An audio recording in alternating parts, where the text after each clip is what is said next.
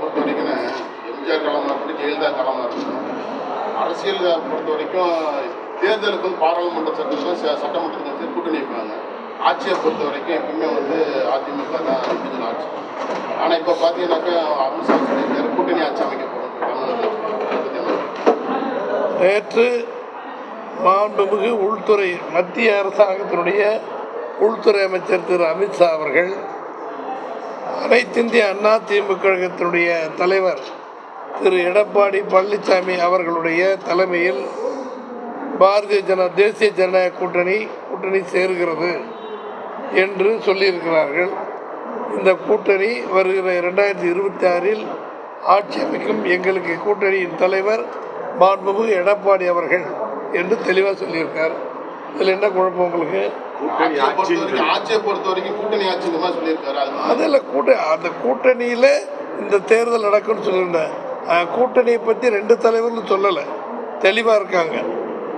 எங்கள் கூட்டணிக்கு தலைவர் எடப்பாடி பழனிசாமி அவர்கள் அப்படின்னு தான் சொல்லியிருக்காங்க.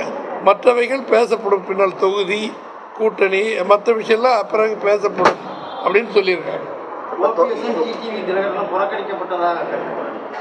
ஓபிஎஸ் திரு டிடிவி தினகரன் மற்றவர்களை பற்றி நேற்றைய தினம் திரு அமித்ஷா அவர்களிடம் கேள்வி கேட்டார்கள். அது அவருடைய உள்கட்சி பிரச்சனை என்று சொல்லிவிட்டார்கள். ஒரு பெரிய விடை கொடுத்துருக்காங்க.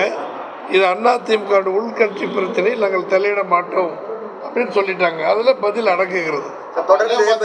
அமைச்சர்கள் வந்து ஓபிஎஸும் கிடையாது, டிடிவி தினகரன் கிடையாது. டிடிவி தினகரன் 2 பேரும் இல்லாமல் தான் பாஜக கூட்டணி வைக்க போறீங்க, ஆட்சி எலெக்ஷன்ஸ் சந்திக்க போறீங்க அப்படின்னு நீங்கள் கேட்குறீங்க. இது கூட்டணி இப்போ நேற்று தெளிவாக சொல்லிட்டார். அதிமுக உள்கட்சி பிரச்சனையில் பாரதிய ஜனதா இந்த எங்கள் தேசிய கூட்டணி தலையிடாது. அதனுடைய டிஸ்கிரிஷன் பவர் அத்தனை பொறுப்பும் திரு எடப்பாடி பழனிசாமி அவர்கள் என்ன சொல்றாங்களோ அதுதான் அப்படிங்கிற முடிவு. செய்திகளை உடனுக்குடனும் துல்லியமாகவும் தெரிந்து கொள்ள சப்ஸ்கிரைப் பண்ணுங்க.